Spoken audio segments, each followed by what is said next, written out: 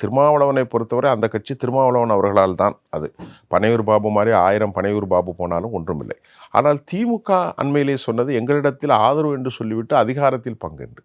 இப்பொழுது அவர் என்ன சொல்கிறார் என்று சொன்னால், அவருடைய மனநிலை என்னவென்று சொன்னால், திமுகவில் ஒன்றும் எழுதி கொடுத்து விட்டு போகவில்லை. இப்பொழுது திமுகவுக்கு வருங்காலத்தில் பெரும் சிக்கலை ஏற்படுத்தும். நான் சொல்கிறேன். 23% தான் திமுக. இப்போது மு.க. ஸ்டாலின் மீது கருணாநிதி அளவுக்கு வெறுப்பில்லை. நான் சொல்வது உங்களுக்கு புரிகிறது. கருணாநிதியை தமிழ் சமூகம் வில்லனாகவே பார்த்தது. ஆனால் மு.க. ஸ்டாலினை வில்லனாக பார்க்கவில்லை.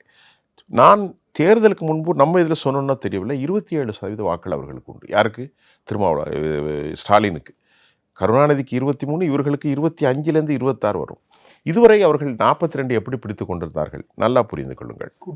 கூட்டணி கட்சிகள், இடதுசாரிகள், அது மட்டும் இல்லாமல் சிறுபான்மையினர் இந்த முறை கணிசமாக கிறிஸ்தவர்கள் வாக்கை வாங்கிவிட்டார்கள். நான் எலெக்ஷனுக்கு முன்னாடியே போய் சவுத்தில் போய் பார்த்துட்டு வந்து சொன்னேன். கடலோர கிறிஸ்தவர்கள் முழுவதுமாக மாறி இருக்கிறார்கள். எண்ணத்தில் பேசினாங்க. தூத்துக்குடி, கூடுதலை, பெரியதலை, குட்டம், ஓரி, கன்னியாகுமரி, அது மாதிரி திருச்செந்தூர், ஆலந்தலை, புன்னக்காயில், தூத்துக்குடி வரைக்கும் இருக்கக்கூடிய கிறிஸ்தவர்கள் ஏராளமாக மாறியிருக்கார்கள். இந்த முறை எலெக்ஷனை பார்த்தீங்கன்னா கிறிஸ்தவர்கள் ஏராளமாக மாறிட்டாங்க.